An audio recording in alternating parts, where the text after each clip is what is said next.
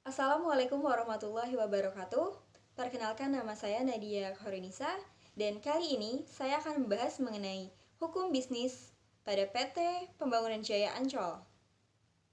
Hukum bisnis merupakan salah satu perangkat atau kaidah hukum yang termasuk dalam upaya penegakannya yang mengatur mengenai tata cara pelaksanaan urusan atau aktivitas dagang. Industri atau keuangan yang dihubungkan dengan produksi atau pertukaran barang atau jasa dengan menempatkan uang dari para entrepreneur dalam resiko tertentu dengan usaha tertentu dan juga motif untuk mendapatkan suatu keuntungan. Hukum bisnis merupakan peraturan-peraturan hukum, baik secara tertulis maupun tidak tertulis, yang mengatur hak-hak dan kewajiban yang muncul dari perjanjian-perjanjian maupun suatu perikatan-perikatan yang terjadi dalam suatu praktik bisnis. Hukum bisnis dibuat untuk mengatur dan melindungi bisnis dari berbagai risiko yang mungkin terjadi di masa depan.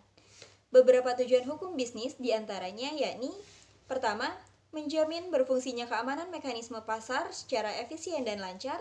Kedua, melindungi berbagai jenis suatu usaha, khususnya untuk jenis usaha menengah. Ketiga, membantu perbaiki sistem dari keuangan dan juga perbankan. Keempat, memberikan perlindungan terhadap suatu pelaku ekonomi atau para pelaku bisnis. Kelima, mewujudkan bisnis yang aman dan adil untuk seluruh pelaku usaha bisnis. Hukum dibuat untuk menciptakan kehidupan yang aman, tertib, dan tentram, begitu pula dengan hukum bisnis. Beberapa fungsi dari hukum bisnis diantaranya yakni: pertama, menjadi sumber informasi yang bermanfaat bagi para pelaku bisnis. Kedua, pelaku bisnis dapat lebih mengetahui hak dan kewajiban saat mengembangkan bisnisnya, sehingga bisnisnya tidak menyimpang dari aturan yang ada dan telah tertulis dalam undang-undang. Ketiga, pelaku bisnis lebih memahami suatu hak-hak dan kewajibannya dalam suatu kebijakan kegiatan bisnis. Keempat, terwujudnya sikap dan perilaku bisnis atau kegiatan bisnis yang adil, jujur, wajar, sehat, dinamis, dan berkeadilan, karena telah memiliki kepastian dari hukum itu sendiri. Hukum bisnis sendiri memiliki ruang lingkup yang cukup luas dan telah diatur di dalam undang-undang. Pada umumnya, ruang lingkup hukum bisnis mencakup beberapa hal seperti bentuk badan usaha, yakni CV, firma, dan juga PT, kegiatan jual beli termasuk ekspor dan impor barang, investasi atau penanaman modal, ketenaga kerjaan, pembiayaan, jaminan hutang dan surat berharga, hak kekayaan intelektual, asuransi, dan lain sebagainya. Di Indonesia sendiri memiliki dua sumber hukum, yakni material dan formil. Sumber hukum material yaitu hukum yang dilihat dari segi isinya dan berasal dari faktor-faktor yang menentukan isi hukum, yakni kondisi sosial ekonomi, agama, dan tata hukum negara. Sedangkan sumber hukum formil merupakan sumber hukum yang berkaitan dengan prosedur atau tata cara pembentukannya dan secara langsung dapat digunakan untuk menciptakan hukum. Peran hukum bisnis juga mencakup hal-hal seperti sarana menciptakan ketertiban yang menjadi landasan keteraturan, keterpaduan, keserasian atau keharmonisan dari langkah-langkah dan upaya yang dilaksanakan oleh para pembisnis. Kedua, terkait dengan sifat prospektif di perundang-undangan, pengaturan ditunjukkan kepada masa depan. Maka itu harus memenuhi syarat kepastian agar para pebisnis mengetahui tingkah laku apa yang diharapkan dari mereka di masa depan. Ketiga, kepastian mengenai hal-hal yang dapat dan tidak dapat dilakukan menjadi pedoman yang pasti sekaligus memberi perlindungan bagi para pebisnis. Terakhir, keadilan dalam hubungannya dengan hukum bisnis, penekanannya lebih pada hasil-hasil yang diperoleh harus dapat dinikmati oleh masyarakat dan dapat memberikan manfaat yang sebesar-besarnya dan seluas-luasnya bagi kehidupan bangsa dan juga negara. PT Pembangunan Jaya Ancol (TBK) merupakan sebuah perseroan yang bergerak dalam bidang pembangunan atau real estate dan jasa konsultasi bidang perencanaan dan pembangunan serta di bidang usaha, kawasan pariwisata, rekreasi, perhotelan, dan sarana olahraga melalui anak usaha.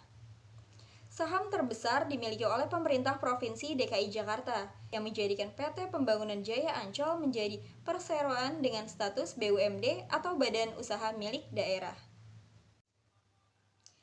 Dari sisi historis, Potensi Ancol sebagai sebuah destinasi wisata telah lama menarik perhatian Gubernur Hindia Belanda, yakni Adrian Falkenier, pada awal abad ke-17.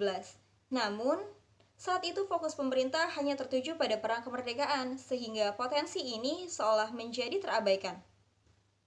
Pada akhir Desember 1965, Presiden RI yang pertama, yaitu IR Soekarno, berinisiatif untuk memerintahkan sekaligus menunjuk Gubernur DKI Jakarta, yakni Sumarno Sosroatmojo sebagai pelaksana pembangunan dan pengembangan daerah Ancol. Beliau bertugas untuk mengeksplorasi Ancol agar kembali menjadi daya tarik sebagai lokasi destinasi pariwisata. Proyek tersebut dilanjutkan oleh Gubernur Ali Sadikin pada tahun 1966. Kemudian, atas dasar penyetujuan pemerintah DKI Jakarta, beliau memutuskan untuk mengalihkan seluruh proyek Ancol kepada PT Pembangunan Jaya dalam kapasitasnya sebagai Badan Pelaksanaan Pembangunan Proyek Ancol atau BPP. PT Pembangunan Jaya menyiapkan seluruh perencanaan proyek, mulai dari konsep pengembangan strategi, master plan, hingga pembangunan lainnya, termasuk rencana pemasaran. Proyek pengembangan mulai dilakukan secara bertahap, berdasarkan perencanaan yang matang. Sejalan dengan peningkatan perekonomian nasional dan daya beli masyarakat, hingga pada akhirnya Ancol berkembang menjadi sebuah destinasi wisata terpadu, terbesar, bahkan terlengkap di Indonesia. Ada beberapa pasal yang menjadi landasan hukum dari bisnis PT Pembangunan Jaya Ancol. Di antaranya yakni Pasal 1 mengenai dasar-dasar hukum, kedua, kebijakan umum dari pengendalian perusahaan. Pasal 3 membahas mengenai struktur dan kedudukan pengawasan. Pasal 4 berisikan tentang misi dan tujuan dari satuan pengawasan. Pasal 5 mengatur tentang fungsi dari pengawasan pembangunan. Pasal 6 kewenangan dan juga tanggung jawab para pendiri. Pasal 7 berisikan tentang tanggung jawab dari manajemen PT Pembangunan Jaya. Pasal 8 tindak lanjut perbaikan oleh manajemen. Pasal 9 berisikan tentang pedoman kerja. Dan terakhir, pada pasal 10 berisikan persyaratan satuan pengawasan. Landasan hukum bisnis yang telah tadi saya sebutkan merupakan penerapan program tanggung jawab sosial dan lingkungan yang merupakan salah satu bentuk implementasi dari konsep tata kelola perusahaan yang baik atau good corporate governance. Diperlukan tata kelola perusahaan yang baik agar perilaku bisnis mempunyai arahan yang bisa dirujuk dengan mengatur hubungan seluruh kepentingan pemangku kepentingan atau stakeholders yang dapat dipenuhi secara proporsional, mencegah kesalahan signifikan dalam strategi korporasi, dan memastikan kesalahan-kesalahan yang terjadi dapat diperbaiki dengan segera.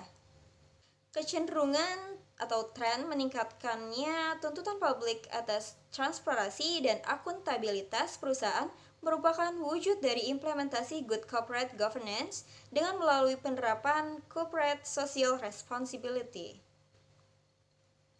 Dalam era pembangunan kesadaran akan penerapan tanggung jawab sosial dan lingkungan menjadi penting seiring dengan semakin maraknya kepedulian masyarakat terhadap produk yang ramah lingkungan. Meskipun secara konsep, paparan tentang tanggung jawab perusahaan sudah dipastikan akan memiliki kontribusi positif terhadap kinerja perusahaan, namun dalam realitasnya sejumlah perusahaan ternyata tidak secara otomatis mampu melaksanakan ide-ide universal ini. Salah satu kendala tidak terimplementasikannya tanggung jawab sosial dan lingkungan bagi perusahaan antara lain adalah begitu kuatnya dominasi yang melingkupi para manajer perusahaan sampai akhirnya mampu mengambil keputusan alternatif, mana yang harus didahulukan dalam penerapan tanggung jawab sosial perusahaan. Apakah fokus pada tuntutan beban tugas yang harus memberikan keuntungan maksimal kepada perusahaan yang telah memperkerjakannya? Ataukah hanya sekedar mengurangi keuntungan sebatas kepatutan, sehingga dia telah memberikan perlindungan berupa tanggung jawab sosial kepada masyarakat di sekitarnya? Sejumlah studi di berbagai negara memperlihatkan bahwa ada keengganan seorang pimpinan pada level tertentu untuk memberikan komitmennya terhadap pelaksanaan jaminan sosial perusahaan ini. Semata-mata keengganannya mempertanggungjawabkan keuangan perusahaan di dalam direksi atau pemegang saham. Hal ini nampak menunjukkan bahwa konsep tanggung jawab perusahaan masih belum diterima secara total oleh para pelaku usaha pada level yang tertinggi. Berkaitan dengan hal tersebut, terbukti bahwa beberapa perusahaan masih minim dalam mendorong kesejahteraan masyarakat sekitar. Program tanggung jawab sosial dan lingkungan yang dilaksanakan oleh para perusahaan pada umumnya masih bersifat insidental dan seremonial.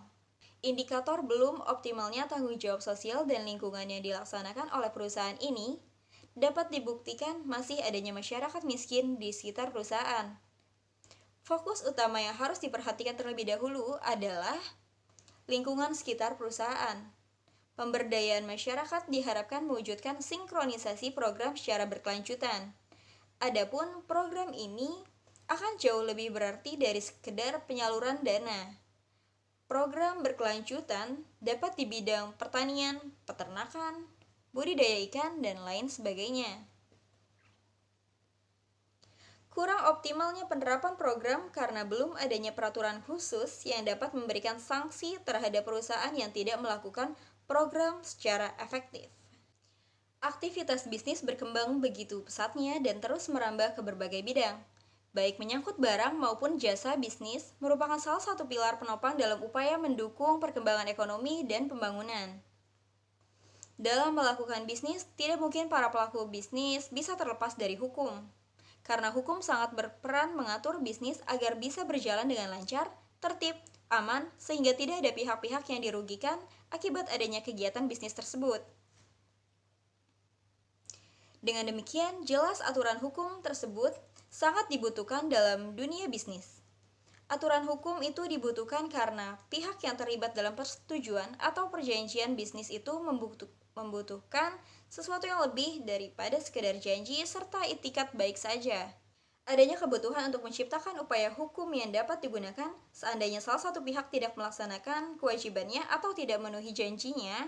Untuk itu, pemahaman hukum bisnis ini dirasa semakin penting, baik oleh pelaku bisnis, praktisi bisnis, maupun pemerintah sebagai pembuat regulasi kebijakan yang berkaitan dengan dunia usaha. Hal ini tidak terlepas dari semakin intens dan dinamisnya aktivitas bisnis dalam berbagai sektor serta mengglobalnya sistem perekonomian. Sekian pembahasan dari saya, kurang lebihnya mohon maaf. Wassalamualaikum warahmatullahi wabarakatuh. Terima kasih.